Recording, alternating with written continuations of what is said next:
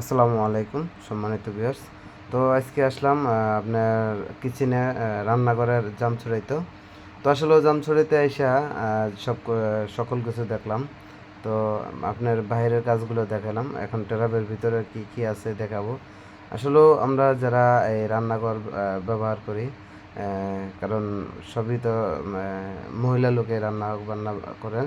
তো আসলেও আমরা যারা প্রতিনিয়ত রান্না বান্না করি, তারা আসলেও এই তেল চর্বির থেকে বাঁচার জন্য সবসময় রান্না বান্না করে গরম পানি দেওয়ার জন্য চেষ্টা করবেন। তো আমি যেভাবে দেখেন স্ক্রু ড্রাইভার দিয়ে গুঁতে চর্বিটি নরম করলাম। তো আসলেও এটা দেখানোর উদ্দেশ্য হলো এটা, যারা রান্নাঘর ব্যবহার করবেন খাস করে তারা আপনার গরম পানি শোয়ার আগে এক পাতিল গরম পানি দিয়ে আপনার হাউজের ভিতরে হোক, সিঙ্কের উপরে হোক দিয়ে যায়া আপনার ঘুমাইতে পারবেন।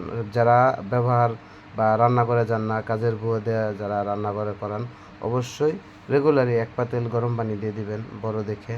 বা কারণ এই টেরাবের ভিতরে যখন এটা দিতে যাবেন, তখন এই চর্বিটা গলে আপনার নেমে যাবে। তো সকালে আইসা যখন পানি দিবেন, তখন কিন্তু আপনার পানিটা খুব যাবে, চর্বিটা জমবে না। আর যেটা হালকা জমবে, এটা পরের দিন আবার আস্তে আস্তে ক্লিয়ার হবে। এখানে জাম বাঁচবে না যে এমন কোনো কথা না, জাম বাঁচবে। হয়তো বা যেভাবে আটকে রয়েছে, অনেকেই রান্নাঘর ব্যবহার করছে 10 দিন আর 20 দিন ব্যবহার করতে পারে না, তাদের যে চর্বিটা ওটা কিন্তু জমে যায়, পরবর্তীতে আসলে আরও কিছু ওইটার সাথে অ্যাড হয়। তো এটা আস্তে আস্তে জমতেই করে। তো দেখেন আমি হাত দিয়ে এলাম বা মার ঢুকালাম। তো এখানে এই সম্পূর্ণটা বাই করতে পারতেছি না, কারণ এখানে রান্নাঘর তো আপনার 10তলা ভবন, আমি 8তলায় আছি। তো কিচেনের স্ল্যাবের উপরে আপনার উঠে পরিষ্কার করতেছি। তো পাশের বাইরে বললাম যে ভাই এটা আসলে লাগল পাচ্ছি না। তো এখান থেকে যেটুক বাই করে দিয়ে দেখাচ্ছি, কারণ অনেকে বিশ্বাস করতে চায় না যে আমার এখানেই আছে। আসলে এগুলো আমরা সহজে বাই করি না, কারণ একটা মানুষকে দেখানোর জন্য, সকল মানুষকে বোঝানোর জন্য এটা আসলে এইভাবে করলাম। তো কেউ নেগেটিভ নেবেন না। আর এটা যেহেতু আমি কর্ম করে খাই, তো আমি এইভাবে আমি বুঝাচ্ছি আপনাদেরকে। তো যদি আপনাদের জিনিসটা বুঝে থাকেন, তাহলে অবশ্যই একটা লাইক একটা কমেন্ট করবেন। আর সম্পূর্ণ জিনিসগুলো দেখাচ্ছি।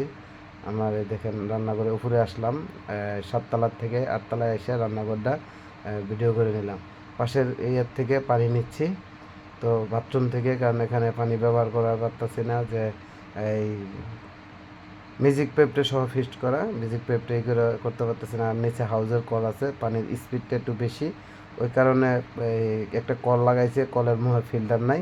তো ওটা ছিট করে সিটের পুরোটা ভিজে আসে। পাশের দেখতে পানি আনলাম তো এক বালতি। আর সিঙ্কের ভিতরে যে জমাবো এই পানি জমানোর মতো ওয়েস্টের ইটা নাই, তো ব্যাংকটা নাই, বা যেভাবে নামে চিনেন ঠিক ওই জিনিসটা আসলেও নাই, বিদায় আমি এটার করলাম।